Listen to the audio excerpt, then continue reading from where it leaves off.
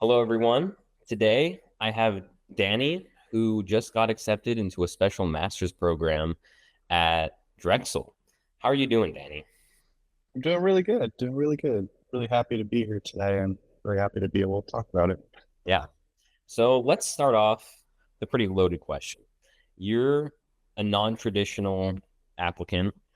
What was your timeline to come to Drexel, be a medical student?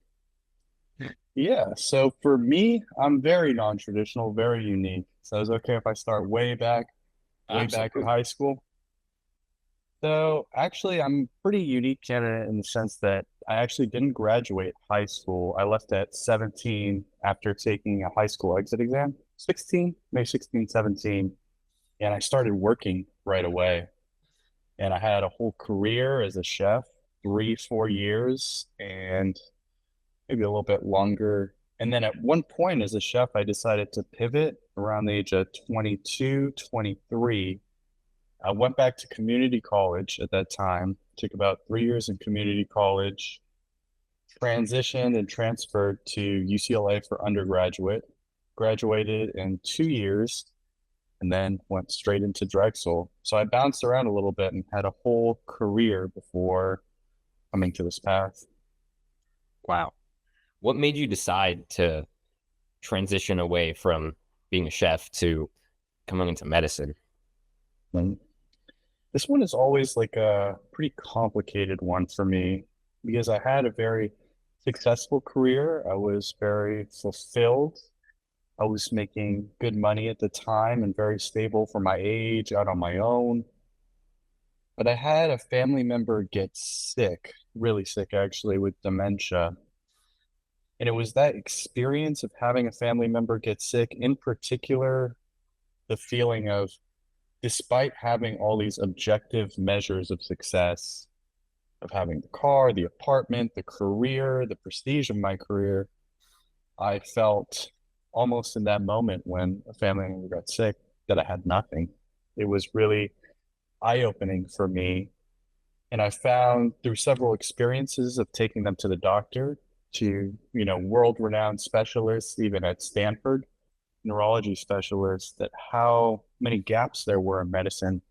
And there are conditions in which you can go to the doctor and there not be really any answers. For example, with dementia, in particular, Lewy body dementia, which she had, there are no real treatments. There is no cure, obviously, and that can be very dissatisfying as a patient or a patient family member. And that really drove me to one day want to be in that doctor's position and have something to offer, or at least be able to contribute something to people who are in my shoes at a later time.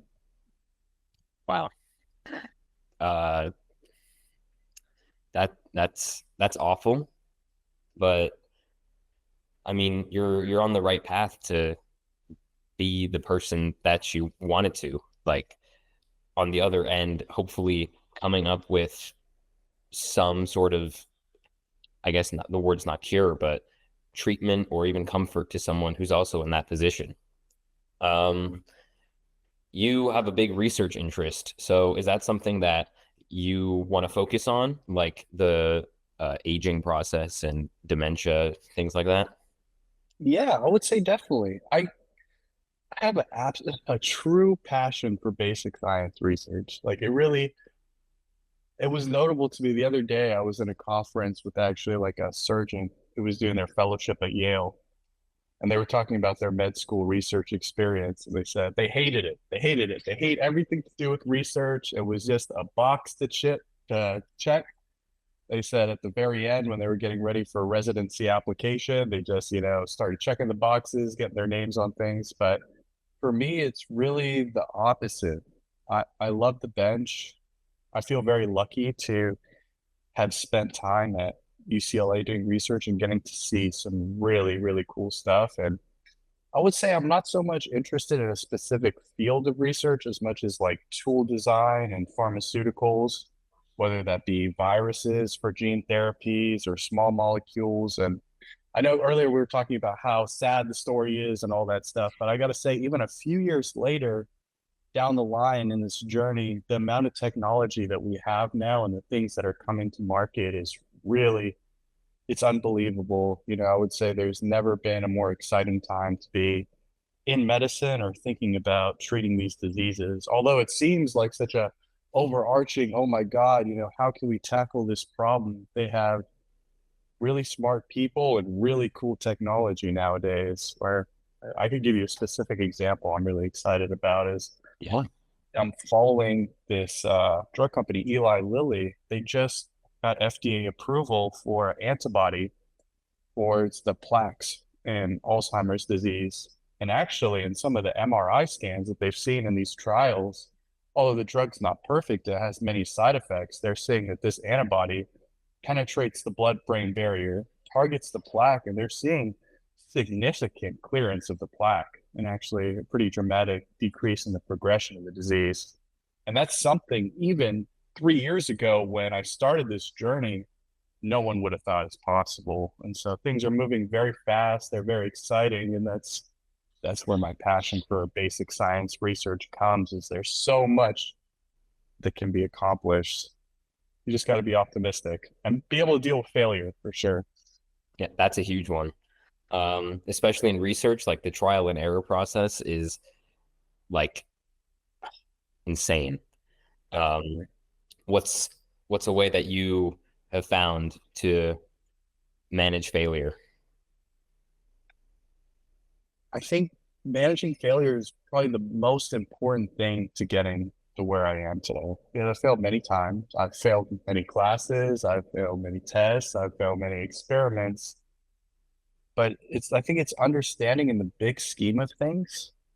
It's just one step closer. And it's so difficult to look at it that way because if you fail an exam, you're walking out of the exam feeling like you're 10 steps behind. But having the right perspective and looking at what happened and making a change, seeing the failure as a chance to make a change and improve just helps you grow. And it's like you're taking something that a lot of people would see as a negative, a bad grade, a bad experience, a bad experiment. With the right attitude and the right perspective, really, it's just a step closer to where you want to be. You know what not to do. It's opportunity to look at what you did and make a change. And I think that's one of the biggest things that helped me. I know it's easier said than done. We all know that feeling, that feels bad, but take the moment to feel bad, but to evaluate, reflect. And Yeah, absolutely. in the grand scheme, there's going to be many times. It's okay. Yeah, and in the grand scheme of things, like it may seem like a big setback now, but when you have gone down your path in a couple of years, you're probably not even going to remember that failed chem exam or something. Yeah. It's just another another pebble in the road.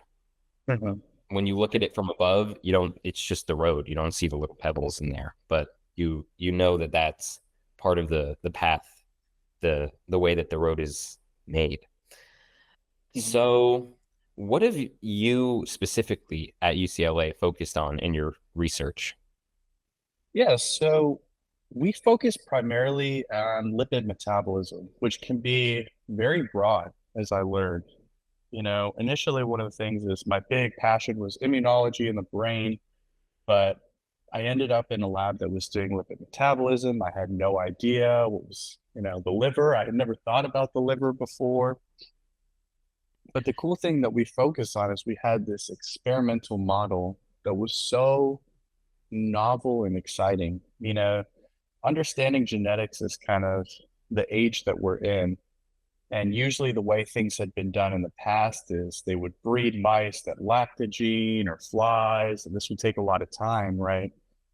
But I was very privileged to work in a lab with a really genius postdoc named Kelsey, and we would design AAV virus and couple it with CRISPR to the point where we could create gene-specific deletions in vivo and actually even tissue specific.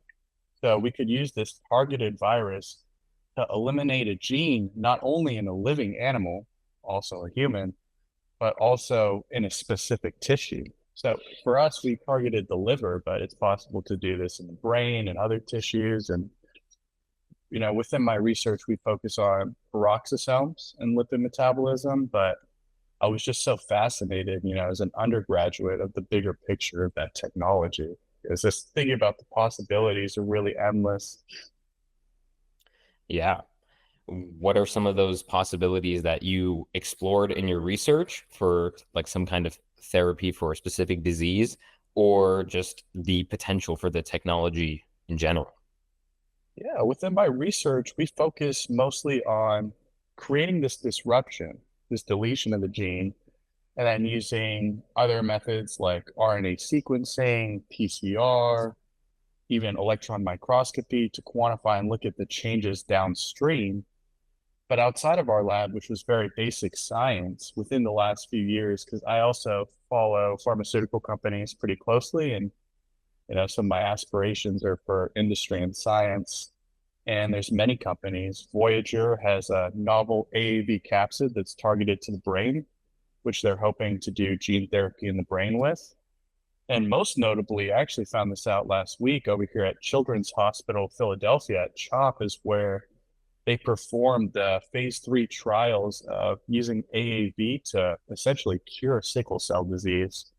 So they had been using these viruses to transduce and transform the genes and essentially cure the disease. And this is FDA approved now, and it's very rare. It's very extremely new technology. But these are just some of the possibilities, like within the last, year. I think maybe year, 2 years that are coming out. And this is something I could nerd about constantly because I think there's so much potential for gene therapy coming up, and it's scary to think about being able to change your own genome, and it's not easy. There's so many different challenges to this technology, whether it be off-target effects, misincorporation. So I don't want to sell it as like a silver bullet or a cure because, we're in the early stages, but just even alone what it's capable of right now is amazing. How does that play into like precision medicine, where you have a specific therapy targeted towards like your genes specifically, and it will work the best on you as a person and not just Mm. like the masses? Yeah, I think this comes into just the technology of molecular biology and genetics, where before it was very out of reach for most people, is starting to be more available in the clinic. And an example I could think of is I was studying with my partner for some of her med school classes for cardiology and actually lipid metabolism. And they were talking about, based on the sequencing of the patient, they would know which genetic defects they had that led to high LDL cholesterol. And then based on that, they can pick the medications that have the right mechanism of action for those genetic defects, which is something I didn't know that this is now it's not standard clinical practice, obviously, but the fact that this is starting to become a thing really is just it's going to help a lot of people. It's going to reduce side effects, and it is by definition precision medicine. Yeah, that's insane, Mhm. especially because of like the burden of heart disease just across the country. Mhm. Like something like that could save millions of people. Yeah, and it leads to a lot better understanding. That could be you save a patient that may try a medication that has a lot of side effects before and been on this medication for a long time, and doctors would be thinking, why is it not working? But now we have an answer to say, okay, well, right away, before even trying this drug, we could try something we know will work. Wow, that's insane.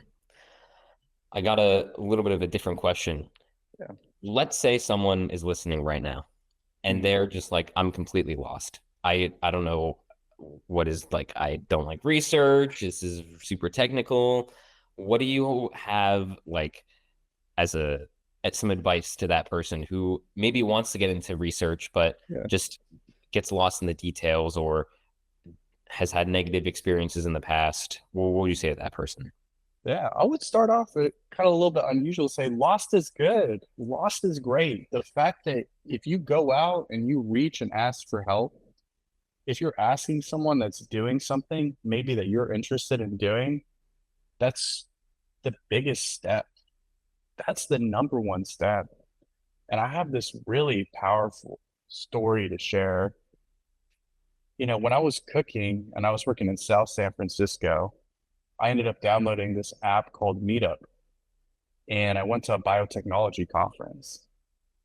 I didn't know anything about biotechnology. I had never been to community college. I never had I never taken a chemistry class. I just thought it sounded cool. And I actually, all these years ago, now I'm like, oh God, I'm old. 5 years ago, 6 years ago, whenever this was, I met a scientist named Justin Farlow, and he had done his PhD at UCSF, and he had been working on CRISPR. And I just had this curiosity, this idea. I was lost, I was stumbling around South San Francisco. I chopped onions for a living. But that conversation pushed me in the right direction to where I am now. And I still keep in touch with him occasionally. And it's amazing how one conversation could change your life or one experience. And I think being lost is something you should embrace. Embrace being lost and embrace exploring.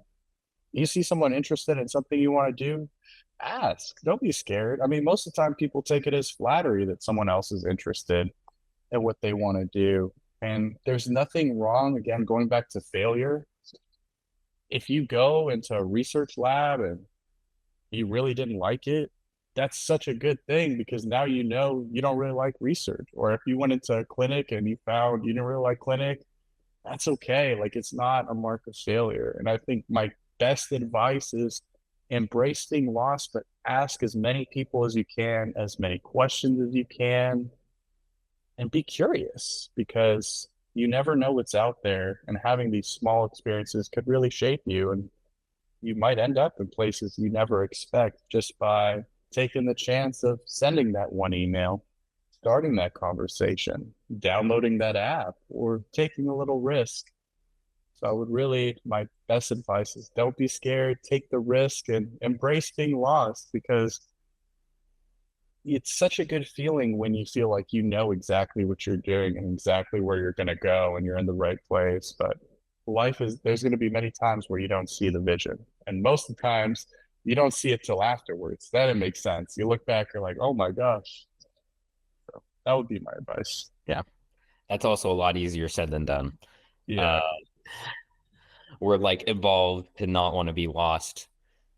So, do you have just some practical, like, just something to implement so someone can be more comfortable being lost? I think exposure therapy, right, is one that comes to mind. It's scary, right, to go to a conference somewhere you don't know anyone. It's scary to do things like this, but I would say maybe just baby steps. Start with the email, but then also don't be too discouraged. I know, especially like example I could give at UCLA, I could remember reaching out to a professor for advice about something, and he didn't read my email. He just responded to me with, "There's no space in my lab." It would have almost been better if he didn't say anything at all. Because it's like not only did he not read my email, but he just had this assumption, I guess, that everybody wants to join his lab, and that's his default response. So I think don't be afraid of the negative experiences. It's okay if someone doesn't email back. It's okay if you don't have a positive experience, but just keep putting yourself out there. Keep going for those experiences. And when you feel down, it's hard to let things wash over you. And it's hard not to let it affect you. But you just have to take a step back and see the bigger picture and not take everything so serious. And I think if you put a lot of emphasis on reaching out to a mentor and an email and they don't get back to you, you're going to feel really bad, right? But if you keep it kind of more casual, you keep an open mind, it's like, well, let me ask this guy for advice and this girl for advice. And you keep it light and open like that. I think that helps a lot and leads to a lot of success. And sometimes not having an expectation, because if you have no expectations, more often than not, you're pleasantly surprised. Yeah, that's completely true. Uh, and that's also leaning into the trial and error kind of Mm-hmm. thing thing that we were talking about earlier. So, given your proclivity for research, right? Why did you decide to go get an MD instead of going for your PhD or something like that? That's a little, I guess, stereotypically less difficult and grueling. And Hmm. yeah, I think I was advised by so many people not to do it. That is the interesting part. Many people told me, depending on which side you ask, right? Everybody has a bias. So all the PhDs said, if you go get an MD, you're never going to have the research experience and you're not going to get the training you need. To a degree, is true. But when I asked all the MDs about it, they tended to say, well, you could do research as an MD, which is true, and then there's the blend in the middle, the MD PhDs. And you tend to ask that, and they kind of shrug because I think since they have both, they themselves don't know. A lot of them, I think it's a unique breed. They like both. So they just say you could go either way. You could go both ways because they ended up choosing both. I think for me, one thing I was very lucky. My background as a chef led me to be very good with my hands. And in the laboratory, I was very good. I don't think I needed that much training in terms of doing different protocols and stuff. And that's not to devalue that training. That training is priceless. It really is. And it's something that I miss a lot right now. But when I thought about it and my goals were developing therapies that are clinically applicable. And I have an absolute love and passion for basic science. But as I look towards my big goals down the line, working at a pharmaceutical company, managing clinical trials, or helping develop therapies that go to clinical trials, I took kind of a unique perspective in thinking having the knowledge of an MD education is so clinically relevant and would help me think and pursue my goals better than the education of a PhD. And I think that's really rare. I haven't really heard that many people say that. But now that I'm taking like medical school coursework, I can't tell you, I feel like I really made the right decision. Like this example I gave you about learning about precision medicine and certain gene therapies and targeting. With the PhD, you delve so deep into one particular topic, and that's so important. But I'm someone who likes to bounce around from things very quickly and has many different research interests and ultimately a clinical research interest. So that really pushed me towards getting an MD, but still being my primary goal of research, which was difficult for sure. yeah. How do you effectively convey that in like an application? Because I feel a lot of admissions want to specifically know that you are going to get an MD. You are going into clinical work and not purely research. Hmm. How did you effectively convey that? I think my number one advice with this, which is scary, I give a lot of scary advice, is not to try and fit into a box. I think so much of the MD application process, people think they need to check boxes, that what every school wants is someone to be a clinician. But I think that's really not necessarily the case. There are schools out there, I could give an example. Albert Einstein is known to be extremely focused on research. And I'm willing to bet that an application that comes across their table that is competent and says, hey, I love research. Like, I want to work with a pipette. I want to be in your MD, PhD program, and you talk about your genuine interest is going to be received very well compared to someone who's trying to check all the boxes. And it's difficult because there are boxes still, as I say this, there are things you need to check. You do need to get some clinical experience. But I would say, from my personal experience, and I've been really successful, I would say, with my stats, don't be afraid to say that, don't be afraid to be yourself. I mean, like you want to find the best fit for yourself. So doing anything other than being yourself in your application process is, you know, I think you're doing yourself a little bit of a disservice. For example, if you were to water down your application, I don't want to say water down, but like if your primary passion is research, I'll give it both ways. If your primary passion is research, but you write your application, your essays in a certain way for like community-based health, let's say you get into a school that doesn't have that much research, you only get into one school and it's a community-based health school, then like you kind of have sold yourself short. But on the other side, if you hate research, like you really don't care, it's a box for you to check and you're fully into community health, but you sprinkled in the research in there, but you get into a research heavy school, did you end up really where you're supposed to be? Are you going to end up in a place that is going to support you with your goals? I think that's something that's really underrated. And I know it's so difficult. Believe me, I just went through the application cycle. My partner just went through the application cycle this last year.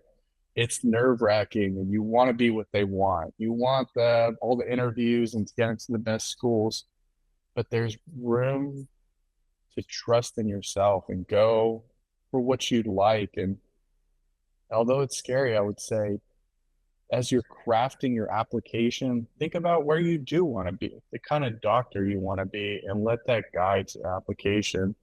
And in terms of practical advice, if you wanted to end up at a really research heavy school, I would put my research first and not be scared to say you're more into the research part. I would research MD, PhD programs. I would even think about certain faculty that you wanted to be involved with, perhaps, and sending up a follow-up letter after submitting your AMCAS.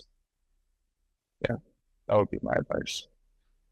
Really, that's a really important point of showing what you're passionate about and not Mhm. what you think they want you to be passionate about, Mhm. right? Because that's even the principle for making friends is Exactly. don't change your personality for someone who you don't really know if they're going to be like a good fit for you. And then you kind of talk to them and you don't really click that well, but oh no, that's what who they think you are. So you have to put on this front whenever Mhm. you speak with them.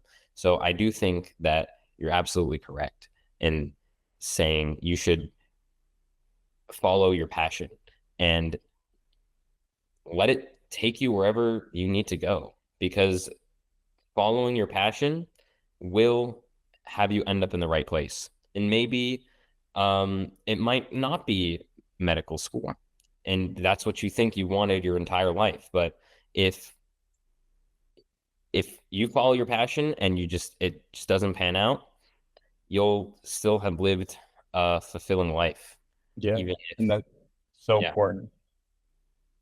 yeah. And that's really what we're all trying to achieve is Mhm. that fulfilling life. Yeah. 100%, 100%. I think it's so difficult to think that way, though. It's not emphasized enough, especially along this journey. The pre-med culture is infamous for box checking, presenting yourself a certain way.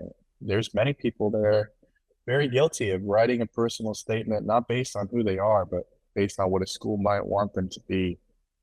And I think one that could lead you ending up in the wrong place, but having that introspection, that reflection, and trusting that you will end up in the right place and always pursuing that is so important, especially the example I gave about schools. So many people worry about, God, can I just get into one school? And I know that's so emphasized, but you really want to at least put yourself out there and try and end up in the place you're meant to be because medical school is 4 years, and that's something I think people don't evaluate enough, and the difference between being 4 years in an environment that fits you versus one that's not is really, it can be huge in shaping your whole future. Yeah, absolutely. So let's switch gears back to more of the application process for you or for non-traditional students in general. How does the timeline of actually like applying and going back to college and things like that? How does that work for you, a non-traditional student? I think it can seem very daunting.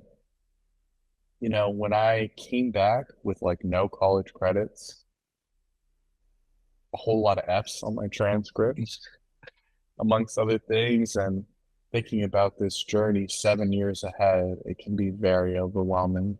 I think the first step is to get a certain lay of the land and understand, okay, what are the big things? You need a 4 year undergraduate degree, you need an MCAT score, and you need certain mandatory things. People will tell you nothing is, I will even say, don't check the boxes, but you should get good clinical experience.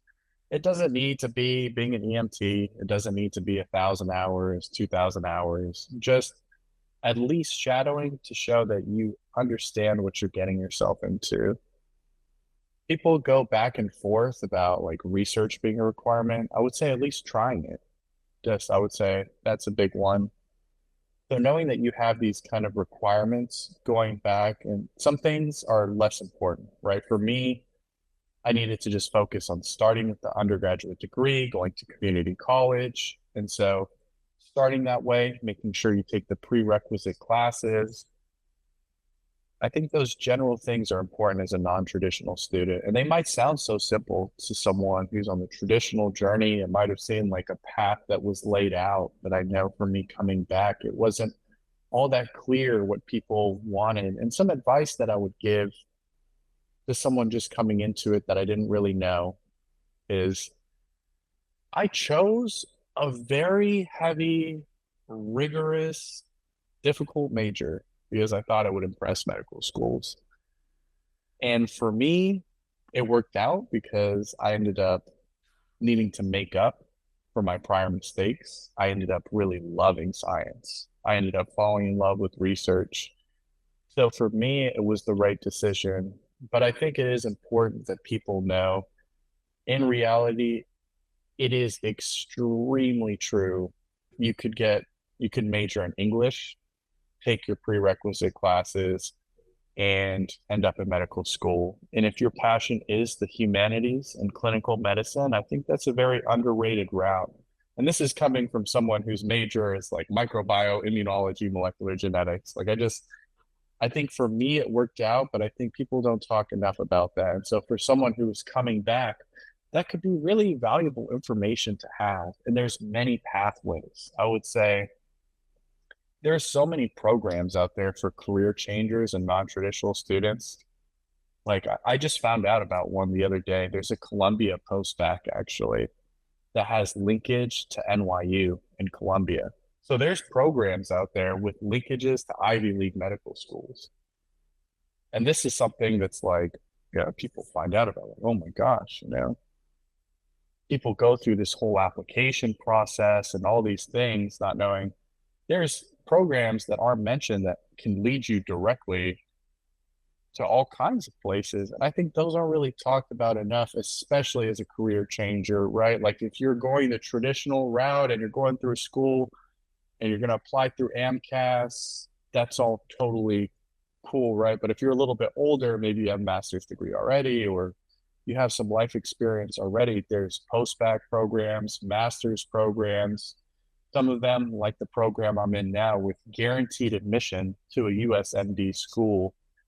And obviously that takes a lot of the pressure off. And it's something I think I didn't really know, and I wish people had told me, because as a non-traditional student, then you're coming back, you have a chip on your shoulder. Most of us do, where it's like, maybe we didn't do the best. Maybe we had a low MCAT score, a low GPA, and we are pipelined into this rat race where everyone's like, you need a 520 MCAT, you need a 4.0 GPA.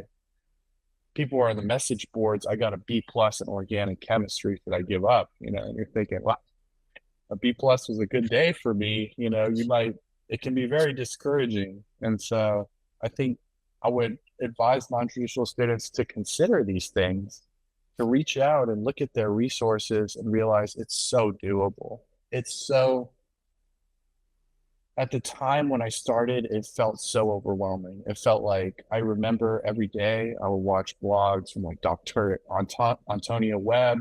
I would watch these other non-traditional students and I would think, God, this is one in a million. How could you have F's on your transcript and become a doctor? How could you come from my background and become a doctor? But in reality, there is support out there, there's programs out there, and it's just about, work ethic and determination and the right attitude, and you can get there. Absolutely. Where is a good place to find resources like that for even like a traditional student who maybe didn't do the best could like do that post back that you're talking about? Where are Yeah, you finding these things? I'm a curious guy, as a researcher, so I'm always bouncing around the internet Mhm. and always looking. I think that's an important part. Like, for example, unfortunately, there's not a great resource I could recommend. I will mention some of them that I use. The AEMC has a list of postbacks and master's programs. Interestingly, with this, that has the percentage of matriculation out of these programs. So I would say that's a good first starting point because you could go see, okay, well, there's these programs, here's how much they cost, and then, okay, how many people are they actually getting into medical school? These are kind of the common ones that everyone's heard about. I'm talking about like Georgetown, University of Cincinnati, the common special master's programs. But out of this, I would say, from my experience, and something I'd love to really give back to the community that's like me, there are many hidden ones that are not advertised as highly with that are extremely prestigious programs with amazing linkage. I can't speak highly enough about my program at Drexel. I'm in the Drexel Pathways to Medical School program, and they offer guaranteed admission to the medical school.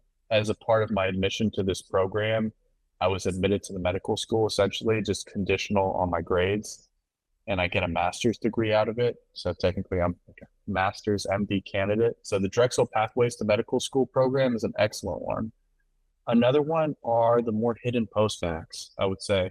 In California, there are several postbacks from the UCLA reapplicant program. UCSF has one. So these programs have a 97% admission rate to medical schools, most often the UCs out of them. These are traditionally targeted people that struggled a little bit, come from underrepresented minorities, um, struggled socioeconomically. That's technically where they recruit from, but there's many that are not like that also. A notable one is the Bryn Mawr postback. A lot of these programs are more common on the East Coast, but Bryn Mawr's postback has linkage to 5, 10 different medical schools, something crazy like that, a bunch of MD schools.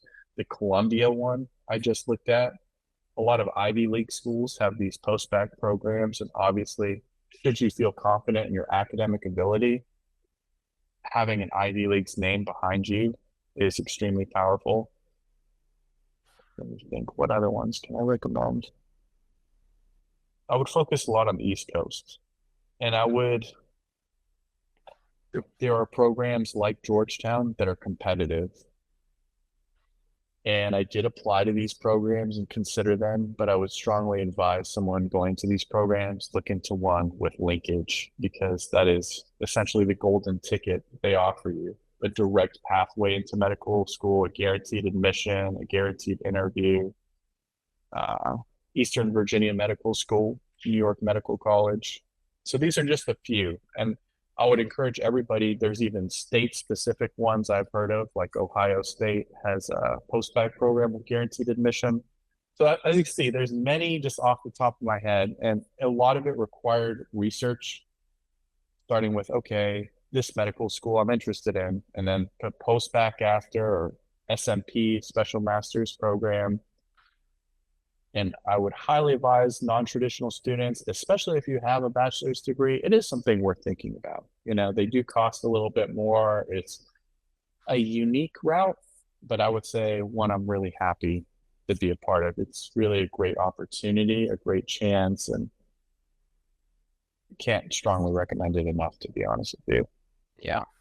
What about something like that for a traditional student who maybe didn't do the best or weren't pre-med throughout their college career, they switched like maybe in their sophomore, junior year and realized, hey, maybe I want to do this medicine stuff. Are those programs still a viable option for them?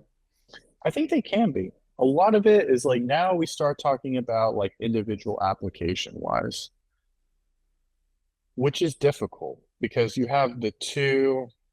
It's hard to go based off stats alone, but I'm sure most pre-meds have seen the grid on the AMC of like GPA and MCAT score, right? So if you have a 3.0 and a 498 and you're looking at your chance of admission, you're like sub 10%, then these programs are like a definite, like, okay, you got to do one of these, really. Then, I mean, it can kind of vary, right? And I don't want to give perfect cutoffs because I'm not on the admissions committee. And, full disclosure, I was one of those people that was like, looking at that grid, there was 10% chance I'd get in, but I got in. So there's always a chance. But I would say generally, depending as a traditional pre-med, if your GPA is under 3.4, you'll need some kind of post-bac unless you have a really strong MCAT. And that's kind of the makeup. And I would say if you have a great GPA and just not the MCAT, or sorry, if you have a great GPA, not the MCAT, then it's worth just looking into a different school list that either has a lower MCAT or retaking it. But so my advice is to traditional pre-med who's considering these programs, it's all very goal dependent, right? Like I could say all this stuff, right? But say you do have like a 3.6 and a 5.12 and you didn't get in, could you still consider one of these programs? Honestly, I think you could if you wanted to end up at a certain school for whatever reason. Like let's say you're a strong student, you don't want to go through it and you wanted to end up at a great school like New York Medical College. I don't think it's like some people would advise against it, but based on my experience in my program, I don't think it's a crazy idea. It just depends on your goals, right? Are you okay with taking another application cycle and working on your grades in another way? Would you want this more guaranteed pathway to medical school? And those are all very individual things. But I would say, as someone traditional who struggle with their grades, maybe if you're below the 3.4 mark, that's when you can start considering it. But then you also have to start look at individual details about your application on whether it is worth it for you or right in your situation. Yeah. Yeah, a lot of like the application process is very person specific because the person who has the 4.0 like 520 MCAT is going to be looking at their application process much different than someone with a 3.0 and like a 501 or even below. Mhm. Um, so I completely agree with you that you just got to do your own research and figure it out for yourself because just doing exactly as somebody else in most things is not going to be the optimal strategy for you. Um, that's kind of also the trial and error failure thing is you got to try and figure out what you want and who you are, what you have, and try and leverage that as much as possible. 100%. And I think when you take that time to do those things, the rest, although it's kind of difficult to think of it this way, when you take the time to be introspective and reflect on yourself and your goals, the right answer will come to you and you'll end up on the right path because you'll, by default, once you know what you want, you'll eliminate programs and decisions that aren't for you and you'll tend and look for things that are right. So I think that's the perfect first step. And I think copying different paths and stuff like that, 100% is the wrong answer. It's very helpful though to watch videos like these. And I remember for me, like I mentioned, I watch a lot of videos from Dr. Antonio Webb and other influencers who went down similar paths. And I think it's really helpful to have like, in some ways, I want to say either a role model or someone you can go to who's been on a similar path, but just taking into account your individual factors and your individual goals and Yeah. your reason for why you want to be in medicine. And I know that's not the easiest thing to find, But when you do find that, the rest comes together. Yeah. And that, especially finding your reason, can be quite difficult because, Mhm. at least like for me personally, I would am lucky enough to never have had like a huge personal injury or like medical tragedy. I mean, I have family members who have like some conditions, but it hasn't defined who I am. Yeah. I like medicine because it's so fascinating, just the way the body works, like how a doctor carries themselves, how they work in a clinical setting is like my reason. Like I think that's just incredible. But I feel that most people aren't like that, at least in my experience. Mhm. And I feel that that's a hard thing to write about, and to convey on like an application. So yeah, it's you do have to really focus on yourself, which can be difficult, but it's hugely rewarding, at least in my experience. How about like for you when you were thinking about that transition of like I'm in a stable career, but I want to take that leap of faith into something that I feel will be what I want. How was that like that jump? How was that jump made for you? It was difficult, but I think the career in itself made it a lot more helpful. I remember I was talking to one of my mentors recently about this, and he was kind of chuckling about it, but it's really a true story.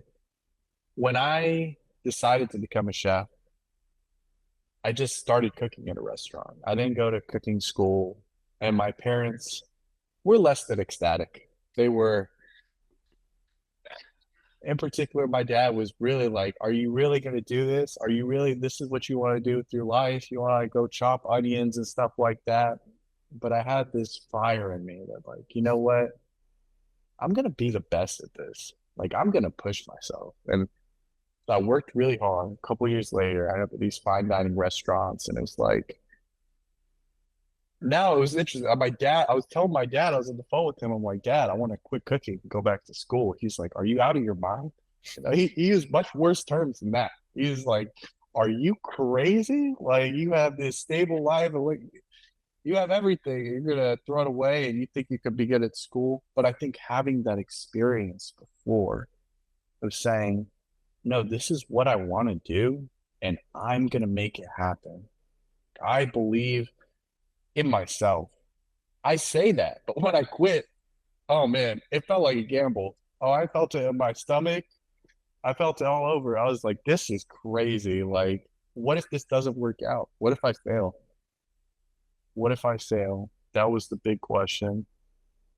But I also was at an age and a time with all these impactful things going on in my life. I was like, do I want to look back later in life and think I didn't do this because it was difficult, because it was hard, that I stayed in my career because I had all of life's luxuries, or would I find a reward in doing something to leave a bigger impact? And I think one thing I talk about a lot with people is there's this stereotype. People watch Chef's Table and see all these really, really successful celebrity chefs, and they always say they cook for other people. And I know I always make myself look bad when I say this, but I cooked a lot for my ego. I cooked to be the best at what I did, to for the flair and the flash and the excitement and the lifestyle. And I really loved that, and I enjoyed it, and it sustained me for a while, and I was very good at it. But then when it came time to like, is this what I'm gonna do for the rest of my life? I think that's the one thing in medicine. There's so many difficult moments. There's so much sacrifice. And every time you're like, medicine wants just a little bit more from me. What more can I give? But it's that knowing you're doing it for me for a greater cause, you know? Of course, there's a little bit of, there's a decent salary as a doctor, there's the prestige. Those things are all there still. But I think that's what drove me to take the risk, is knowing that I would be doing something bigger than myself, and I had done all the things for myself already in my career, and I just wasn't fulfilled in a long-term sense, I guess. So those were some of the emotions I felt when I was taking that big jump. But I was definitely could be confident at times, but I was so scared. I thought about failure a lot. I was really scared of what would happen if I failed. And, yeah, Do you think that helped you thinking about failure a lot? I think so. Yeah, I think that thinking about failure and my perspective on it is what drove me. And I'll always give the most credit for the success because there were nights, I got to be honest with you. It sounds crazy. I didn't even have a high school education. I didn't know Algebra 1, and I quit to go back to school to become a doctor. And I was sitting late, 10, 11 p.m. studying, trying to find the X, that I should have learned when I was 12, 13, or whatever. And there was a lot of fear. There was a lot of, but because of that, because of being in that position, I realized the gravity of like, I need to learn this and make this happen. Like, this can't be it. Like, algebra can't be the reason. Okay. And then I got past that. That's like the simple part. But then I got to calculus, and then I was thinking, man, this calculus test cannot be the reason that I gave up that career. This cannot stop me. And you have many people, like I always love to talk about the people who are, your cheerleaders as you go along, the positive impacts in life from family, friends, relationships. And I was very lucky to have so many of those people. And those people are the reason for my success. But you always remember the people that told you you're crazy, right? Like I remember the counselors that are like, man, this is nuts. Like they're looking at my transcript, like you think you're gonna go to this college, you think you're gonna medical school, and people said no, but that really drove me. I was always very driven by the fear of failure, but also when people told me I couldn't do it and it wasn't possible. And so that combination of things really drove me to want to be an outlier and to also want to be someone like Dr. Antonio Webb. That's something I think about. It's like being able to, I thought about being in my position at the time and like, well, if I could do it, like, then I could tell other people, no matter what that transcript looks like, you can also do it. No matter what you overcame, it's just more about the work ethic and following your heart. Yeah, that's huge. That's so huge. Leaving me speechless, man. I have a wild story, but it's good to be able to share and it's fun to be able to talk to you about it. Yeah, absolutely. Let's kind of in the same vein, but you're a very outgoing person. At least that's the impression I get from you. Mhm. And you said that just asking questions, like asking people for help and advice was a huge part of how you got to where you are. But what would you say to that person that isn't as confident doing that? Hmm. It's tough. I would tell them, first of all, I used to be very shy. Like I wasn't always kind of outgoing and willing to take the risk. And I think there's many different ways to phrase it based on the person. One way to think about it is no risk, no reward. You know, it's very comfortable. Like you can go through a class, you can go through a year, you can go through your whole college career without, here's like a simple example, without going to office hours. Just because it's kind of awkward. Like, let's be honest, the office hours, you got 20 people there with one professor, and like, are you really going to be able to talk to them? And you might have a bad experience. Maybe they're having a bad day. They woke up late, didn't have time to have their coffee. They're like, get out of my office. It's happened. It's happened to me. But it's also happened to me where it ended up just being me and two students and like a chemistry professor. And we ended up becoming great friends. I ended up being able to go visit her and update her on my situation and what I'm up to. And it's just, if you don't take the risk and step out of your comfort zone, then you don't have the reward of building a relationship with somebody. And I think my advice would be one, that understanding this concept of no risk, no reward, but also being comfortable if it doesn't work out and being kind of laughing it off a little bit. You know, if you have a bad experience with someone, it doesn't say anything about you. It's so easy, you know, it's so easy to feel that way. You know, that example I gave of the professor saying, you know, there's no space in my lab, you know, like it made me feel small, made me feel like, am I just useless undergrad, one of the many, you know? But it doesn't say anything about me. It doesn't, you got to let it flow off you. And I know a lot of people can take things personally, small little things like that, or think, you know, we all have this desire to be liked, you know, or to feel comfortable in a social situation. But the growth and the opportunity comes from being uncomfortable. And not everybody has to embrace it as much as me. You know, not everybody has to like run into super unfamiliar situations, but something even as small as the office hours, something even as small as talking next to the person next to you in lecture, you know, it's through these friendships and relationships that we really grow. And, you know, it's a difficult one, but I would attribute a lot of my how I've gotten to where I've gotten is through making friends and through having a conversation. And one way to maybe start easily is to not have a goal. Maybe just ask someone how they're doing. Maybe just go to the office hours and listen. You don't have to say anything, but taking the little steps, you know, it makes a big difference. And even though, like, I know I do have that side of like, oh, wow, it seems like this guy doesn't care what people think about him in any situation. I'll give you, there's an example. In my most difficult class in undergrad, I, well, yeah, what most difficult one, it was a graduate level immunology course, and I did terribly. I barely passed. I got a C, and this is after I got it together. I know. Wow. You know, what happened, Danny? Um, and I ended up taking a research presentation class with the same professor. And when I saw his face, I was so scared. I was so scared. And then he's like, I remember you.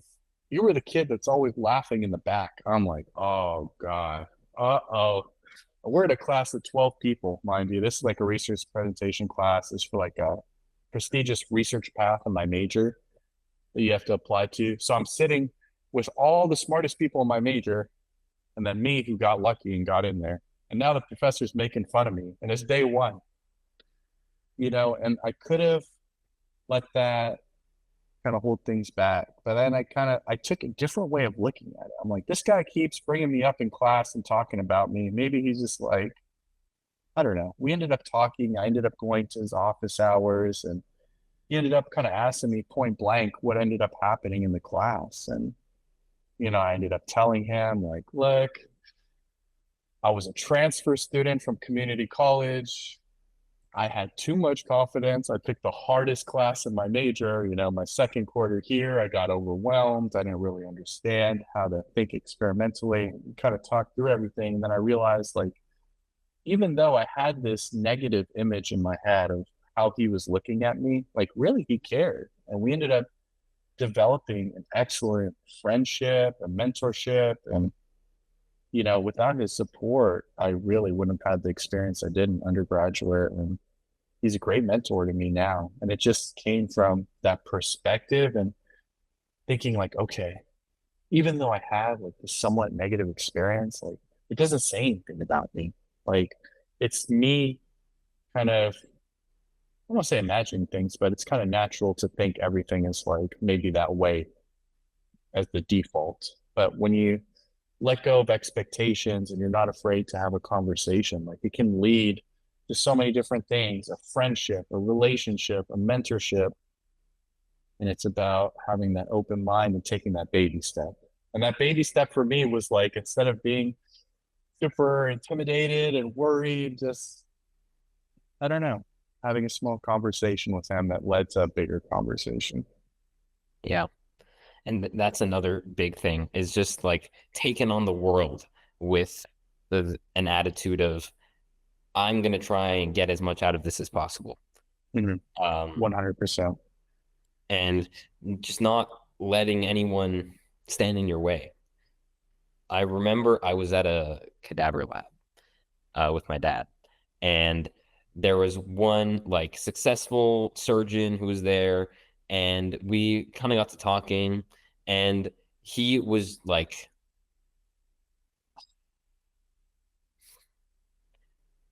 hmm, how do I You're phrase trying this? to put it lightly. I'm I trying to wish put you it could say lightly. it Yeah, straight. he was a little he was a bit egotistical, and Oh, he was a big personality, and he was trying to help, but in his way of doing that, it kind of like made me feel a little bit small. Um, and I still like think about that and how mm, I'm gonna try and prove him wrong, right? Even I barely know the guy, but still, like I I want to show just the world, I guess, that like I can do this. yeah, I can do this. That's that mindset. Yeah, and I kind of sound like, oh, I'm only doing this just to stick it to the man. But like I was genuinely passionate, and just he's lit a fire under me, you know? Mm, And even though in that moment it didn't feel very good, I'm grateful for him because yeah. his words kind of are pushing me forward. Yeah, and he's a very nice guy. He's not like mean, but you know. Mm, yeah. No, and sometimes, like I said, it's sometimes just not even personally, but it's that attitude that you're talking about that you had that lit that fire. And I think it's so important. I am like by default an emotional guy, but to let that's okay. You know, like if you're in a stressful situation, you end up something like that, and you have that feeling like, I'm going to show you I can do this. That's such a positive thing, and let it be a positive thing. That's like a great example of the perspective I brought up a couple times. You know, it could be really easy in that moment to say, like, there's this prestigious surgeon. Who am I? You know, and this guy's saying I can't do it. But instead, having the perspective, like, you know what? I'm going to show you. Let me show you how good I can be. And that mindset is a growth mindset, and it is positive. Yeah, even that outlook, that positive outlook is so big, Yeah. especially in a career path like medicine, where it takes a lot out of you and it takes a lot of time. And because it takes so much time, and you see like, especially on social media, you see these like 20-year-old kids who are like, yeah, I made $500 million from like going selling cars and a used car dealership, and now I own the place because I was so good at sales or something like that. And Yeah. that's discouraging because people in much less time are achieving great things, not necessarily like making a lot of money, but their lives are moving forward. I guess is the right way to put Yeah. it. And being in a place where you're stuck in school for a long time, like it's hard because Mhm. you see these people around you are going forward, and you're just like, yeah, I'm just taking more classes. That can be discouraging, but then coming out on the other end of it, just like I did it, right? Yeah. Is huge. Yeah. I Moving think back, that's, go ahead. I'm sorry. I think like being older, I struggle with that part of medicine a lot. You know, sometimes I think even if I chose the shortest residency, by the time I'll be in attending, I don't even want to say how old I'm gonna be, but like it's difficult. Medicine has that kind of, it's going to take a lot of years, a lot of time. But the one thing that gets me through right now is enjoying the process and thinking like life doesn't have to stop because you're in medical school.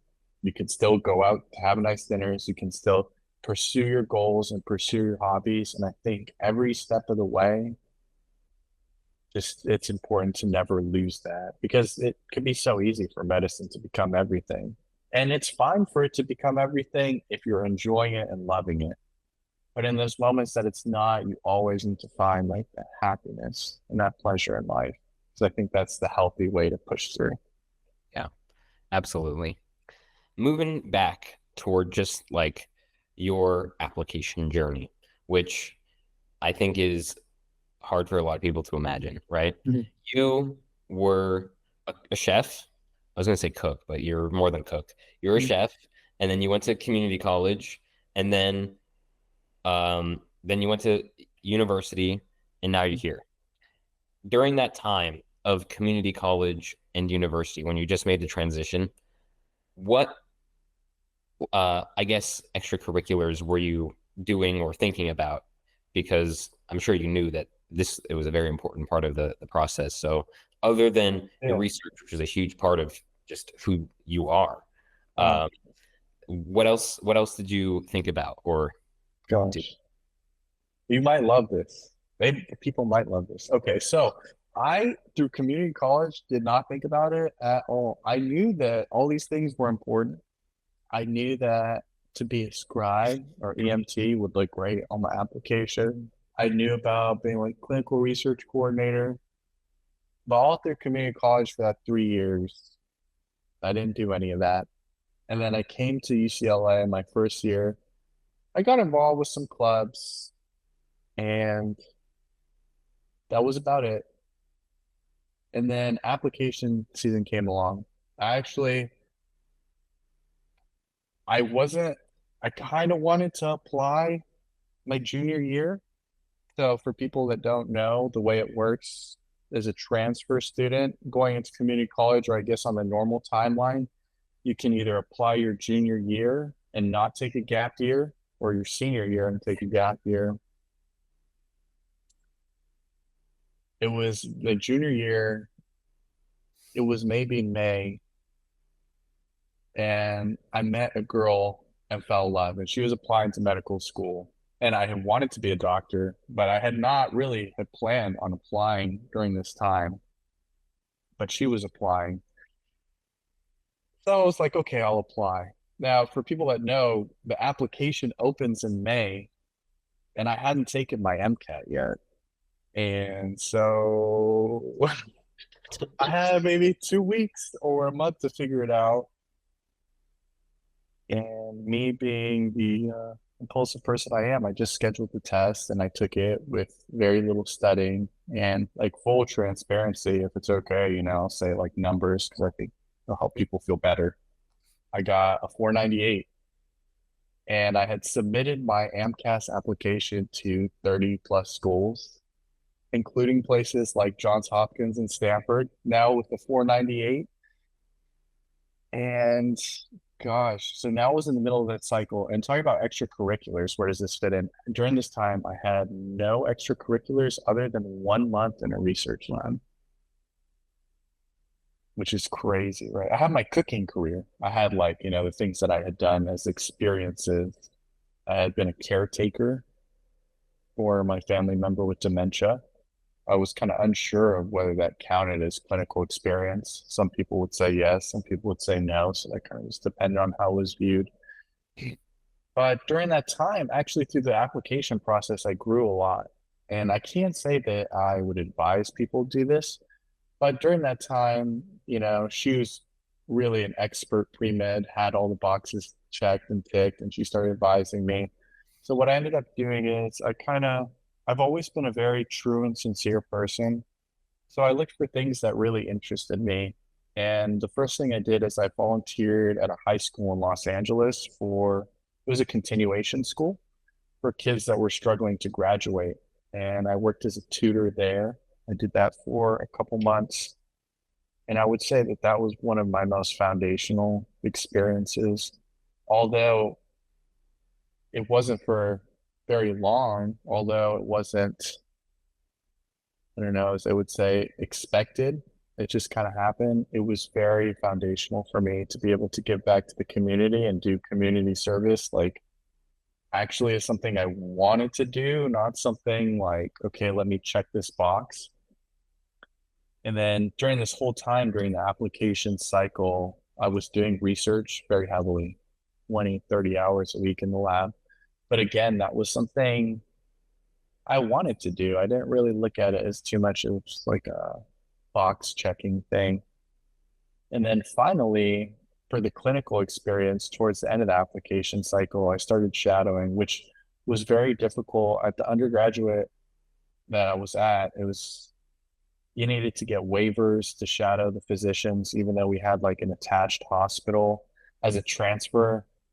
I was on, and me being me, I was on the worst possible timeline. People were getting admissions decisions back. I was like, let me start shadowing.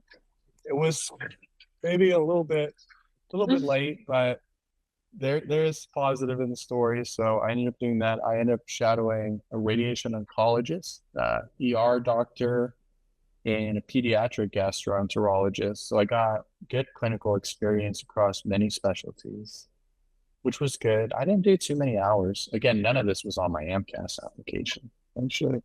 But what I did is, as I was doing these things, I sent update letters to the school and let them know, like, oh, okay, so this is what I've been doing. Actually, I went and got some shadowing experience. I've been working with these kids in the city. And I would say that was probably all my extracurriculars. So I had shadowing, the research, and volunteering at a continuation school. Wow. Man, you're incredible. Not the traditional applicant and not the traditional advice. Again, like when we're making this video, you said something about not trying to copy as other people do. So I would not advise Yeah. But as I people mean, are getting. still, like it, you just threw yourself into the deep end of the pool and was just like, I'll figure out how to swim. Like that's something that I have huge admiration for. Like uh I oh wow. I don't I don't know if I could have done that. I'm gonna be fully honest. I don't know if I could have done that. So just my hats off to you. Like you amazing, amazing, amazing, amazing. I think a big part of it is like a lot of the experiences I had have been if you just put yourself out there a little bit and you try, you'll be very surprised at the response you'll get from people. I think a lot of times we all forget that we're all people. We all have a heart. Some people seem a little bit less like it, but even they also have a heart. And by putting yourself out there a little bit, someone is reading your update letter. Someone is reading your application, you know, and I had that little bit of faith and confidence. I didn't expect to end up necessarily where I was, but out of these experiences, there was so much growth. And in the end, it was all a positive thing. And even if it didn't work out, even if it didn't, these are all positive things, I think, because the intention behind them. Although it seems so crazy and so scary, I made sure, as we talk about, to follow your heart and do what drives you, what's important to you. So instead of being so like, dang, I gotta do this community service, like, how am I gonna fake this? No, I was like, you know what? Let me try and get back some kids that were like me. And so I was really like into that. Instead of thinking like, gosh, I gotta do some research so I look good as an applicant. I was like, well, let me try. Okay, I actually like research. Let me make that like all of my application. And then for the shadowing thing, I think this might sound a little bad to say, but I'll be honest. Like, some of my clinical experiences were a little bit less important to me. I found that shadowing in the specialties and being in the clinic was not my number one passion. But that's okay because now I have that direction of like, okay, I do love the research. I want to be a doctor, but I do love the research. And there's nothing wrong with that. There's no need in application. If you had an experience like I did, you don't got to say like, oh, wow, I was in the ER and I found my calling. If that wasn't what happened, if it was what happened, great. But if not, being yourself, I think people always appreciate. Yeah. And medicine is such a human oriented pursuit, right? And even in the application process, I think that is very hard to find or to um what's the right word? I guess yeah, I guess to find because your image of someone reading your application is like a heartless person who's just trying to Yes. stamping the green stamp or the red stamp and just like spins a wheel, you know? Uh, Um, but people, there are humans reading what you're saying. Excuse me. There are humans who are who've had their own experiences, who've had their own failures, their own triumphs, right? And they are the person that's reading your application. They have the opportunity to be moved by it. mhm. So that's something that I think a lot of people are struggling to find. Yeah. Is they just need to know that there is someone there behind your application reading what you have to say. Yeah. And I think more and more, I do consider myself lucky, and I consider myself to have come into medicine during the right time. And more, there's a value on being holistic and valuing the entire applicant. And I think that's something, it's controversial, right? I mean, I know that some people would say, should the best applicant get it? But there's different definitions of the best applicant. Someone would say, what about someone who got a 4.0 and a 528? But is that for every kind of doctor, you know? Like, I mean, from my own experience, I used to be a chef and I spent years working with knives. I would imagine like that would be a life experience that would help make me possibly a better surgeon. And so shouldn't that be something that's taken into account more than a test score? Is a 528 MCAT what makes the greatest surgeon? Is that what makes the greatest doctor? Do you want someone who just is by the book in every decision? And I think there's so much room in medicine for someone who's humanistic, people who are more empathetic, who have done mission trips, who have experience talking to different people. And at the same time, of course, there is room for the geniuses in medicine, the 4.0, the 528s. We need those people too. But I think there's this appreciation of, and I can't say because I'm not on an admissions committee, but I really do believe after seeing my class and other medical school classes that they are trying to craft a class knowing that out of a medical school class, it's not, what do they say? It's not homogeneous. It's, of course, they want everybody to be a doctor 4 years down the line and graduate.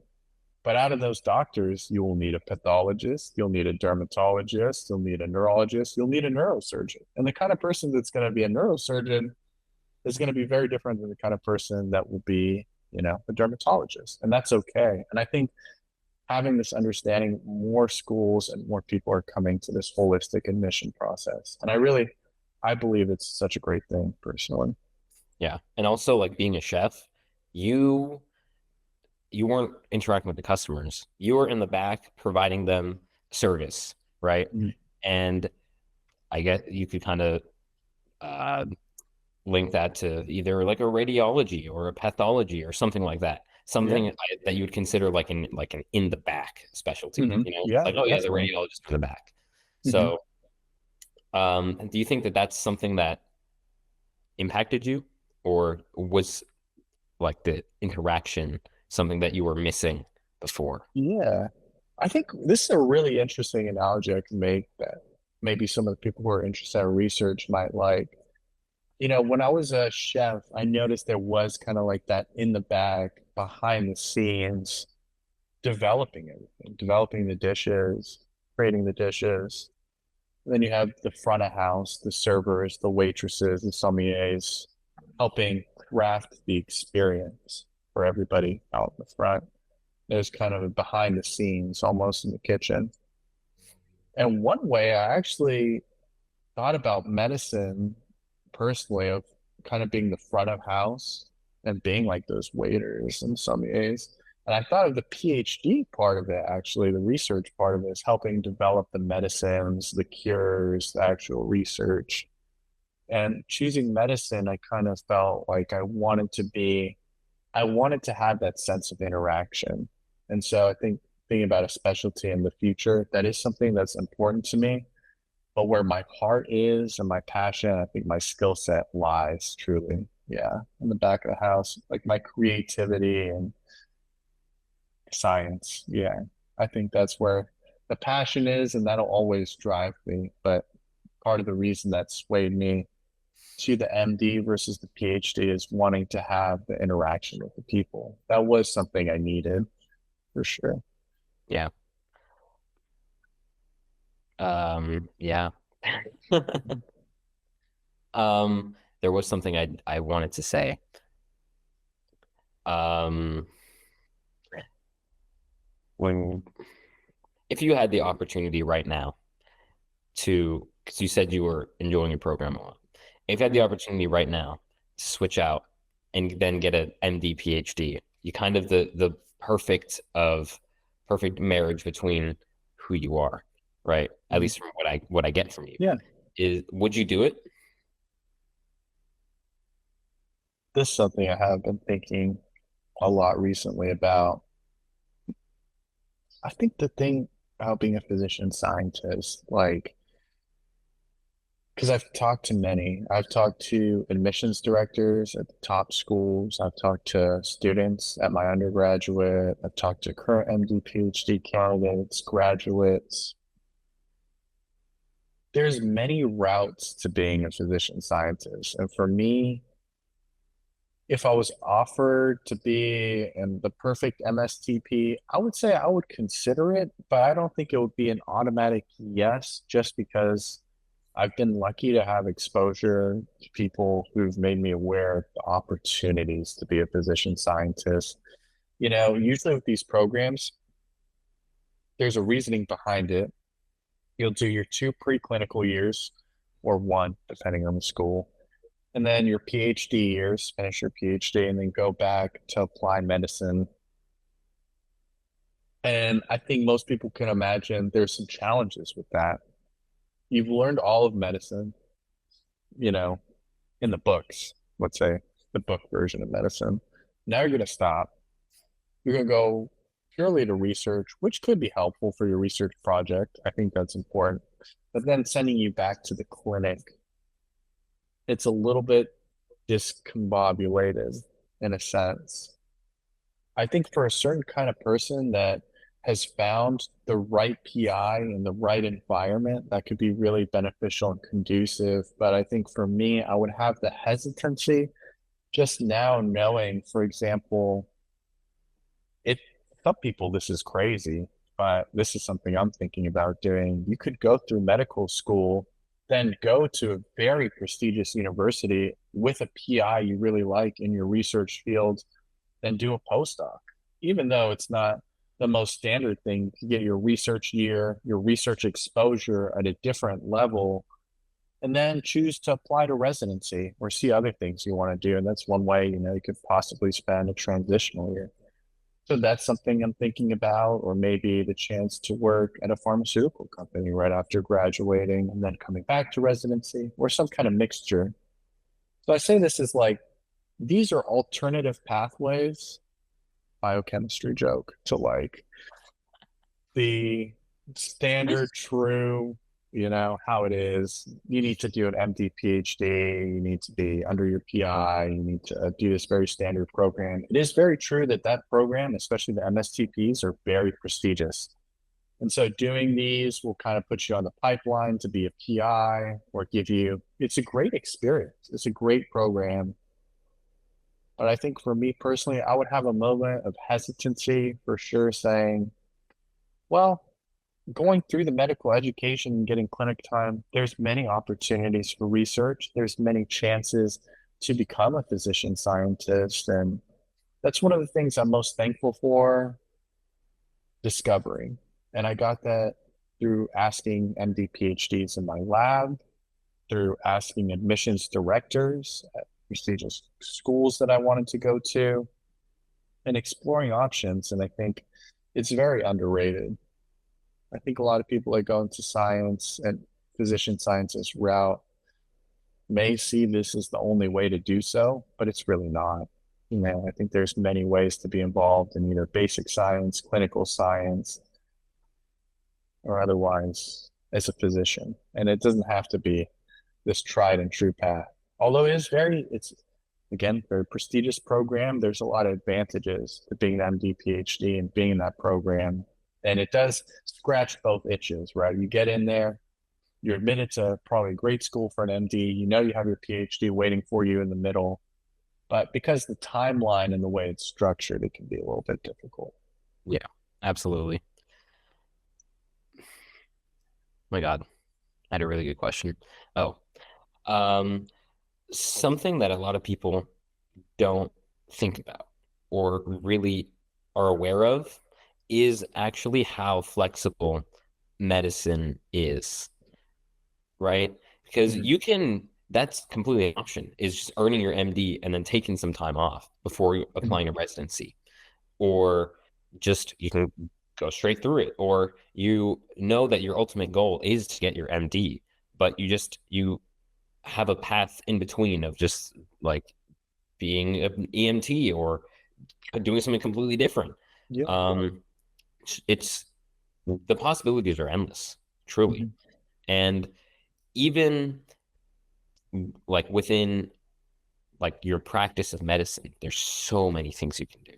It's just like the sky truly is the limit with a career in medicine. It's like something that I initially drew me towards it was you don't have to you can be a doctor and just do so many other things, right? Mhm. It's gonna be rough. It's gonna be hard, but it's completely an option. Yeah. If my last question, Uh, if if you could go back in time and change any of your experiences that brought you to this moment right now, what would you change if you would change anything? Gosh, that's a really good question. I feel like most people always have the answer that they wouldn't, you know? And that is my answer that I wouldn't change anything because it all brought me here. And I am happy with where I am. But that being said, even though I wouldn't change anything, I think it's so important to acknowledge there were so many hard nights. There were so many hard days. There were hard months, hard weeks where, yeah, I just didn't know. I didn't know. There were times I didn't know where I would pass an exam. There were times where I wasn't sure, what the future looked like.